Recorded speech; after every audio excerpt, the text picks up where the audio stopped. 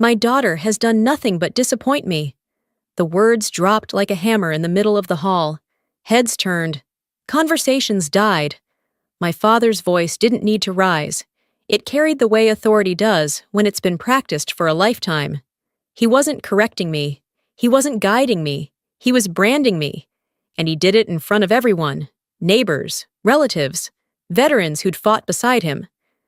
He placed his hand on the shoulder of a younger man, a Navy SEAL he called his protégé, and declared him the son he wished he'd had. The room swallowed me in silence. I am Theodora Pruitt, and in that moment, with my father's public rejection burning through my chest, I understood that the wound between us wasn't just old, it was still wide open. The air inside the old naval hall was thick with heat and the smell of fried chicken drifting from folding tables along the wall.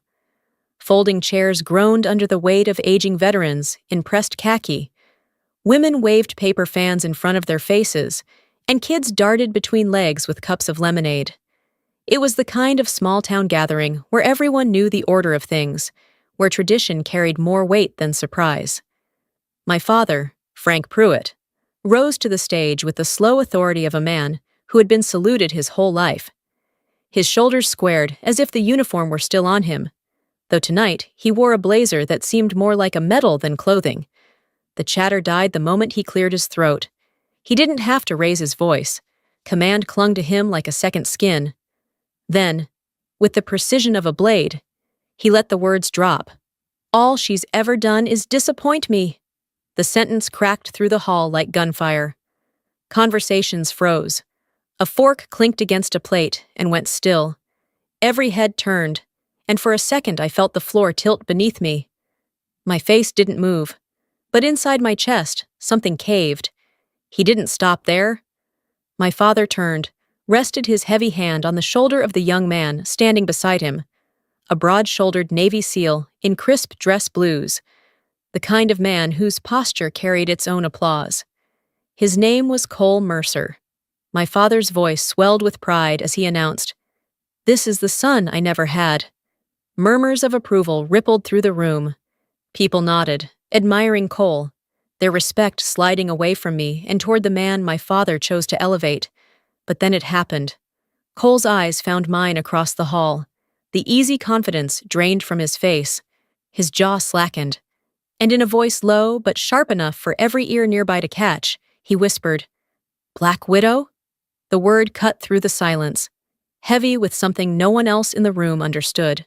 The veterans shifted uncomfortably. A few younger men stiffened, as if the name carried its own kind of gravity.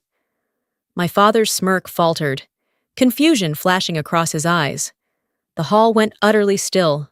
Respect, suspicion, curiosity. They all collided at once as every gaze locked on me.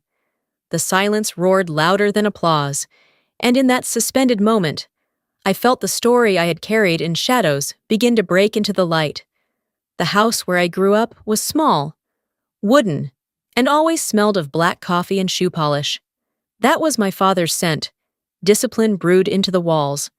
From the time I was 8, he would line me up in the kitchen like a cadet, heels together, shoulders back, eyes locked forward. "Don't blink," he'd say, watching me until my lashes burned. My bedroom was no refuge. Every Saturday morning, he inspected it like a barracks. Sheets had to be pulled drum-tight, shoes lined in a perfect 45-degree angle. If there was dust on the windowsill, I cleaned until the cloth came away black. When I brought home a ribbon from track or aced a chemistry exam, he dismissed it with the same flat response. "Don't get smug." The truth was simpler and crueler. In his eyes, the failure had happened the day I was born. He wanted a son, he got me, and every day after was just proof of the disappointment he claimed I embodied. My mother carried the softness he refused to show. She tucked slips of paper into my lunch bag, lines of Dickinson, Frost, Hughes, reminders that there were other kinds of strength. "One day," she'd whisper when he wasn't listening, "you'll fly." When I was 17, I filled out my application to the Naval Academy. I'd left it on the kitchen table, still smelling of ink. My father found it first. Without a word, he ripped it in half, then into quarters, until the pieces littered the linoleum like fallen leaves. He dropped them in the trash and walked away as though he'd just corrected an error in formation. But my mother had already made a copy. Quietly, behind his back. She mailed it in. Months later, long after I had given up hope, a thick envelope arrived in the mailbox. I opened it in the dark of my room, clutching the words against my chest, as though they might vanish if I let go. My dream hadn't survived because of him. It had survived because of her. Annapolis stripped away any illusions. The mornings smelled of chlorine and cut grass. The nights of sweat and metal bunks. My hair was shorn. My voice trained into sharp answers. Yes, sir. No, ma'am. Precision was survival. I wasn't there to become a frontline warrior. My place was in intelligence and operations, in building the scaffolding of missions others would run. I learned to hear what most people missed, the shift in a voice over radio, the breath that carried fear, the silence that warned louder than sound. At Coronado, the Pacific spat salt into our mouths as men ran with logs on their shoulders. I ran beside them when I could, not to prove I was one of them, but to prove I could keep pace. Respect didn't come easy, but eventually it came, because my plans worked, because when chaos broke loose, my contingencies held. The first real test came on a mission in Africa. A supply truck blew a tire on gravel. Gunfire cracked out of nowhere, and in an instant the entire plan threatened to collapse. Radios hissed, men shouted. I shifted routes, adjusted timing, recalculated exits. The net held. Every man came back alive. Later, in the heat of the debrief, someone sketched a crude red spider on the corner of the map, a joke at first, then a name, Black Widow. It stuck. Not because I killed, but because I spun webs, plans that caught what others never saw coming. That night, I realized the nickname wasn't about venom. It was about survival, about weaving threads strong enough to carry the weight of men's lives. And that, more than any medal, was enough. The first letters I mailed home carried the dust of foreign soil and the sting of sea salt from bases far away. Inside one envelope, I'd slipped a photo of myself in uniform. The bars on my collar still new, my face too young for the weight I carried. Weeks later, the letter came back, unopened. The paper creased from travel, but untouched by his hands. Back in town, whenever someone asked about me, my father shifted the conversation to weather or crops, as if the mention of my name were an inconvenience. He let people believe I was tucked away behind a desk somewhere, shuffling papers no one would ever read. The truth was harsher. He made sure they believed it. My mother was the only line that stayed alive. She called once a week, her voice soft over crackling connections. She never asked about missions, never wanted details I couldn't give. Instead, she asked, "Are you eating? Are you sleeping? Do you have somewhere to pray?" It was her way of keeping me tethered, even across oceans. Then came the day cancer hollowed her out. At the funeral, the church was heavy with lilies and the hush of old neighbors. My father stood by the window, eyes on the parking lot, folding and refolding the program until the paper frayed at the edges. He didn't look at me. He didn't touch my hand. His silence said more than words ever could. Even in death, he would not close the distance. I watched him from across the room and knew the truth with a clarity that seared. No matter what I had done, no matter how far I had come, I had never been and would never be enough for him. In Bahrain, the air itself felt like fire. My office was nothing more than a narrow room with radios stacked high, maps tacked to the wall, and sweat dripping from every beam. Still, it was where the threads came together, where I learned to hear patterns no one else could. Word spread quickly through the teams. "She hears when the web shakes," the men would say, half joking, half believing. The nickname carried weight long before anyone said it to my face. I added a new line to every mission checklist. Who calls home if things go wrong? It was a detail no one wanted to write down, but everyone needed. Soon, before every departure, men would knock twice on the table, a small ritual that became a superstition, then a bond. One night, A young operator approached my desk. His name was Cole. His face still carried the wide-eyed sharpness of someone untested. He cleared his throat and asked quietly, "Ma'am, did you see that coming?" I looked up from the radio log. "I saw what could," I told him. He nodded, the kind of nod that plants itself deep, a truth he would carry long after that night. What he never knew, and what my father would never care to know, was that the mission he walked away from that week had nearly collapsed. My adjustments, my web, had kept it intact. Cole lived because of it. After my mother's funeral, as neighbors whispered condolences, one old veteran leaned close to me and said, "They call you Black Widow, don't they?" The words drifted across the room. My father heard them.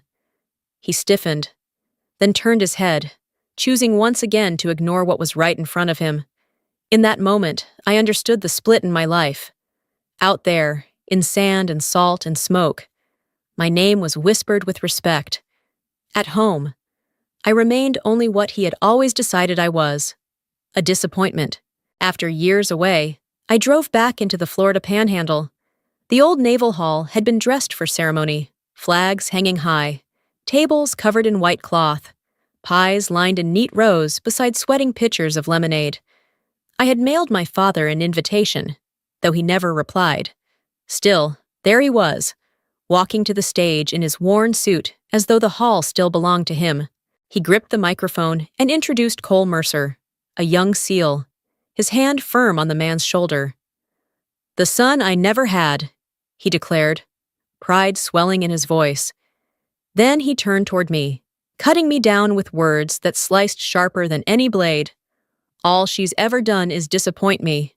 Cole's head snapped toward me, his face paling. His whisper carried further than he meant. "Black Widow?" The entire room heard. My father chuckled, desperate to recover. "She just pushes papers, nothing more." He waited for laughter. None came. The silence grew heavy. Eyes shifted. Doubt spread. For the first time, the room wasn't entirely his.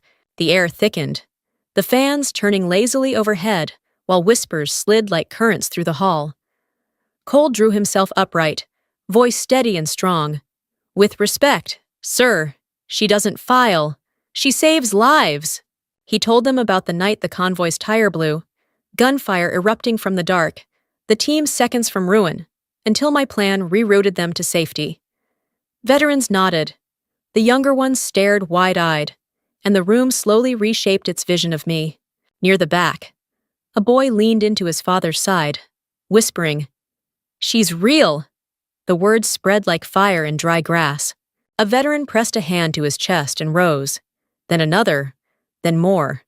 One by one, they stood, not clapping, not cheering, just silent and solemn, a gesture more powerful than applause. My father's eyes flickered, his jaw tight. The command he had once owned in this hall slipped away. For the first time, he faltered. The hall had fallen into a silence so deep I could hear the whir of the ceiling fans cutting the heavy air. Rows of people stood shoulder to shoulder, their chairs pushed back, their eyes locked on me. Behind my father, the American flag stirred faintly in the draft, its edges trembling as if it, too, was waiting. I stepped forward, each sound of my shoes against the floor echoing louder than words. My father's posture remained upright, but I could see the tightness in his jaw, the way his eyes flickered to the crowd instead of meeting mine. For a man who had commanded rooms his entire life, he suddenly looked cornered. I stopped a few feet from him, standing where the weight of every gaze converged. My voice didn't need to rise. It carried on its own, sharp and steady. Respect isn't inherited. It's earned. Sometimes in silence, sometimes in rooms like this. The words landed like stone. Not a single breath dared to break the moment. The stillness deepened, pressing into every corner of the hall. For once, I wasn't the daughter being dismissed or the woman overlooked in favor of someone else's uniform. I was the one defining the ground beneath us. My father shifted, shoulders rigid, his smirk long gone. The crowd, who once would have laughed at his side, remained utterly unmoved. No applause, No cheers, just the weight of people rising together, holding their silence like a vow. In that hush, something irrevocable shifted. The veterans who had saluted him for decades now turned their eyes to me. The neighbors who once pitied me now measured me differently. Even the children stood still, wide-eyed, as if they had witnessed history tilt. And in the center of it all, my father seemed smaller than I had ever seen him. Not a commander, not the man who could silence a room with his presence, just a figure overshadowed by the truth he could no longer bend. The silence was no longer his weapon. It was mine. The hall itself had chosen, and for the first time in my life, I stood taller than the man who had tried to break me. The house looked smaller than I remembered, its paint weathered, the porch sagging under years of heat and storms. Inside, nothing had changed. The smell of coffee and old wood lingered, as if time itself had been ordered to stand at attention. I sat across from my father at the same kitchen table, where I had once been drilled to keep my back straight and my eyes forward. The scarred wood still bore the dark stain of a burn I'd made as a teenager. When I set down a pot too hot, he had lectured me for an hour that day. The mark had never faded. Now, his hand rested there, trembling, tracing the outline of that old blemish like a man searching for something he had lost. For a long while, neither of us spoke. The silence stretched, not the sharp silence of discipline, but the heavy silence of years wasted. Then his voice broke it, softer, thinner than I'd ever heard it. "I didn't know," he said slowly, eyes fixed on the table. "I expected a son. That was foolish."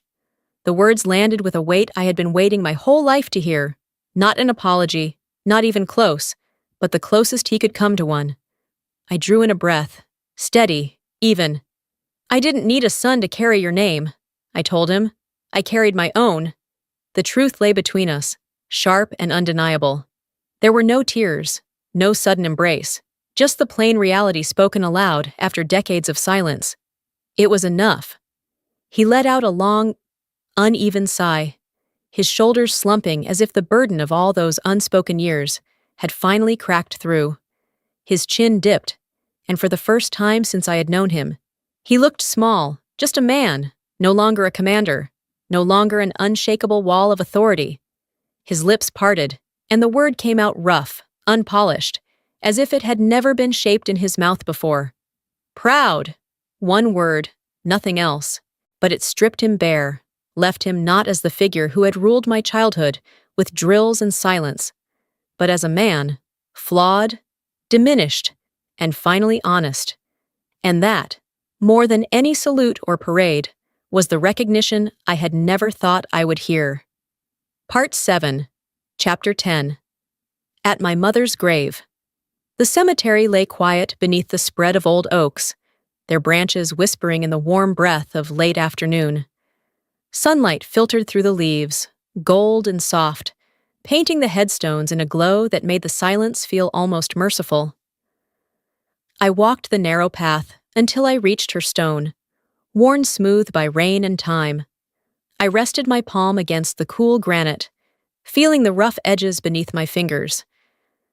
My voice came out low, meant only for her. "We're learning, slow, but true." The breeze stirred just then, threading through the trees, and for an instant I swore I could hear her voice folded into the wind, gentle, steady, carrying the words she'd given me at the very end. "Don't run away. Rise above." I closed my eyes and let the air move through me, not fighting it, not grasping at it, just receiving it. When I stepped back, I felt no need for anger, no hunger for triumph. Peace was quieter than I'd imagined. I left the cemetery with the weight finally shifted. What mattered wasn't my father's collapse, or his pride spoken too late. It wasn't the whispers that had carried through the hall. It was that the truth had stood, steady and unshaken, in front of those who needed to see it. The community, Cole. And even my father, though reluctantly, had been forced to face it. That was enough. The story didn't end with his downfall. It ended with my own standing, unbroken, in the place where she'd once told me I would fly.